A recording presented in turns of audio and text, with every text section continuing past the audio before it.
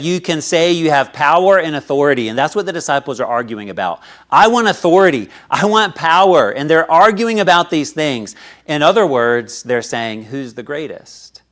And Jesus says in verse 26, but ye shall not be so.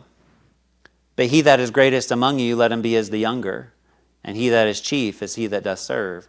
Remember that before this time, and maybe during the teaching, Jesus again had washed their feet. You see, he was the greatest of them, wasn't he? He was their creator. He's the one that created the sun and the moon and the stars. He created the mountains and all of the animals and all of these things, and yet he humbled himself. You see, even though he had created each of these men that night, he knew them intimately, and he was their God, and he was their friend also, he told them. Even though he was their God, he did the lowliest service for them. The picture is, what benefactor from Egypt or Syria would do something like that for his people? Right? Nobody would do that, right, for his people, okay? Lowliest job and not expect anything in return. And so if Jesus did that, washed your feet, even though he was the greatest, how much more should we humble ourselves? And that's verse 27. For whether is greater, he that sitteth at meat, or he that serveth? Is not he that sitteth at meat, but I am among you as he that serveth. You see, rather than wanting to be the greatest, they should have wanted to be the one that serves. Okay, that's the main point right here. Don't want to be the greatest, okay? You want to be the one that serves. And herein is the balance. Yes, the one being served is the greatest. He's the master of the household, isn't he? His servants do what he tells them to. He has great authority. Okay, he's the master of the household. But Jesus turned that around and said that the master of the house needs to be the one who looks to serve instead of throwing around his authority. Instead of throwing around your weight, okay, you be the one that serves. So authority is a real thing. You need authority in this life, okay? Jesus has all authority in heaven and in earth. He's going to do what he wants to do. And in the future, every knee will bow and every tongue will confess that Jesus Christ is Lord to the glory of God the Father. There has to be authority in this life. There has to be a social order. We need that, okay? But if you have authority, you need to be the humblest of all so that the sin of pride doesn't take you over. Look what he says in verse 28. Ye are they which have continued with me in my temptations. And I appoint unto you a kingdom, as my Father hath appointed unto me, that ye may eat and drink at my table in my kingdom, and sit on thrones judging the 12 tribes of Israel. So he says, guys, okay, I've just told you this here, but during my entire life, I have faced trial, I have faced being poor, I haven't had a place to lay down my head, I have faced sorrows, I have faced agonies, not to mention the cross that was coming the next day, right? And the disciples had been through all of those things with Jesus. And Jesus says, because you have been through all of those things, and because you gave up family and jobs and other things for me, I am going to give you great reward. You see, that reward was coming to judge the 12 tribes of Israel, to sit at Christ's table in heaven, right? To sit in that kingdom, to sit with Christ. But that time was not going to come just yet. It was still future. You see, the disciples were getting anxious about the kingdom coming, and they were ready, right? It's like if you suddenly came into a lot of money. In our fleshly minds, what do, right? We're already spending the money before it even comes. Now, I don't know if, I've never had like a lot of money, like come into a lot of money. I've thought about it, right? And so, maybe you've come into it. I don't know. But they were ready, just like somebody who, has a lot that they just came into. And you start thinking about ways that you can save it and that you can spend it and that you can give it. And maybe you're thinking, man, I could send my kids to college and all these different things and not have to worry about it. And so you start thinking about these things, right? You're ready to use that money.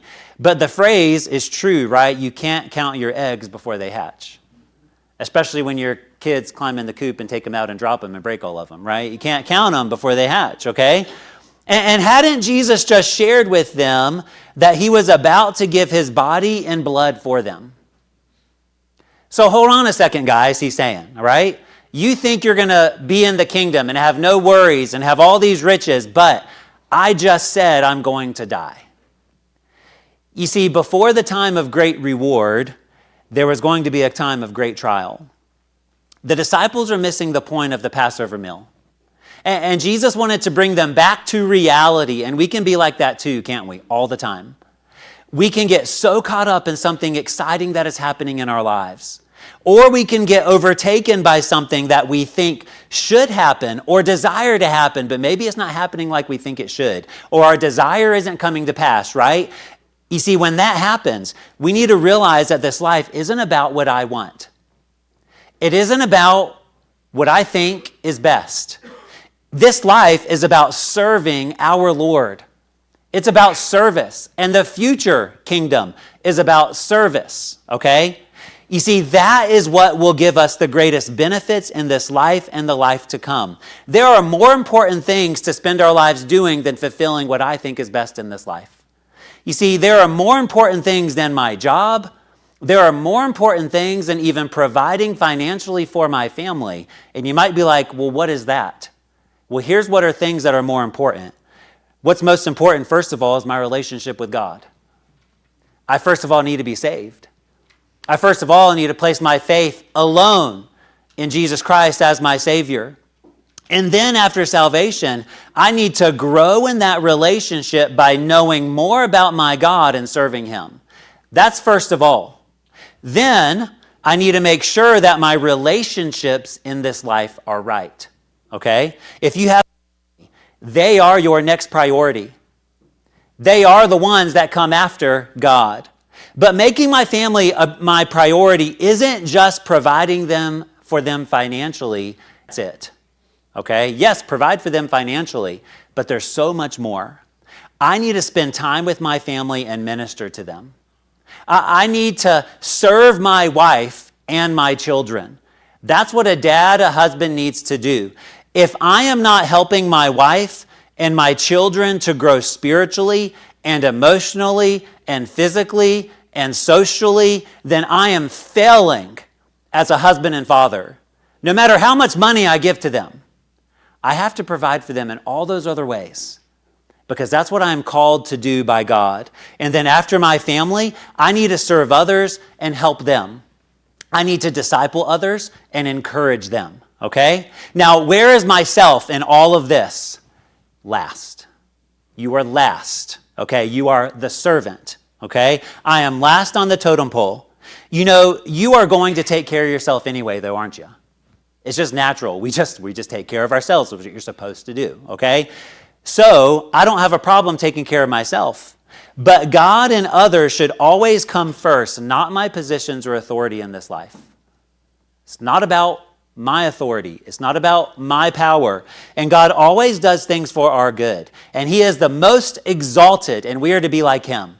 He's the greatest servant, and I'm supposed to serve like He does. You see, when we give up things in this life for what God says, then we will actually be gaining more for ourselves and ultimately more glory for our God. And so Jesus is trying to reshift the focus of the disciples. Think about it this way, okay? And so you have a great future in store for you. So start serving now. Don't argue about who's the greatest. That's going to come anyway. He says you're going to sit at Jesus' table in the kingdom. You're going to have positions of honor and respect.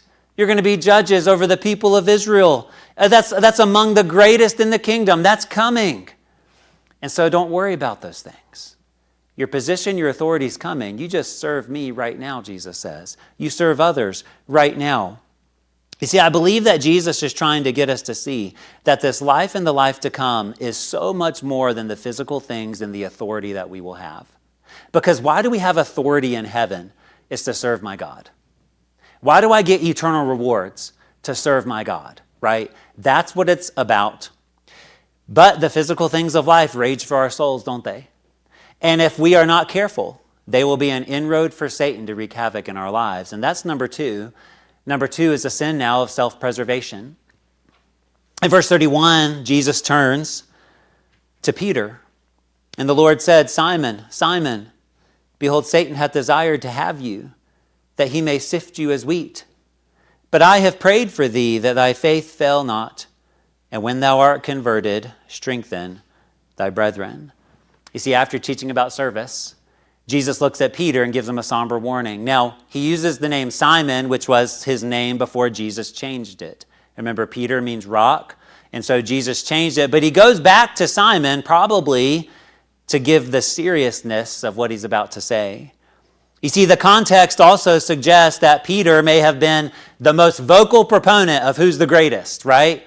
Peter's like, guys, I know you did a lot, but did you walk on water? I don't think so. No, right? So I'm the greatest, okay? Right? And so he's speaking up. Maybe he's the most vocal. So the warning is this: Satan has desired you.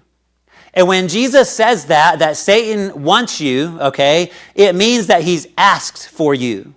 Satan has demanded you, Peter. In other words, Satan desires to destroy you. Now, it seems like this isn't just for Peter. It's for the other disciples as well. The word you in verse 31 is plural in the Greek. You see, Satan demanded to have Peter and the others for the purpose of sifting them like wheat. And that's kind of scary if you think about it, isn't it? But you remember when Satan went to God in the book of Job, and he says, God, let me do this to him, right? It's kind of that same kind of a scene. Satan demands to have you, to destroy you, to sift you. And so what this means is that what is coming is not going to be fun, disciples. You're arguing about who's the greatest, but you're about to go through a trial that you have never experienced before. It's going to be one of the hardest times in your life. And a sifting, what do you do when you sift? You separate, right? You separate things when you sift something, okay? It's like separating the wheat from the chaff. It's going to be very difficult.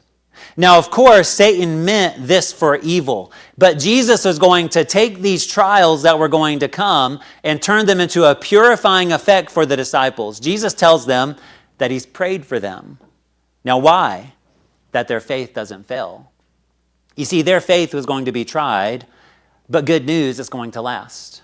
Your faith isn't going to be completely destroyed. You are going to persevere.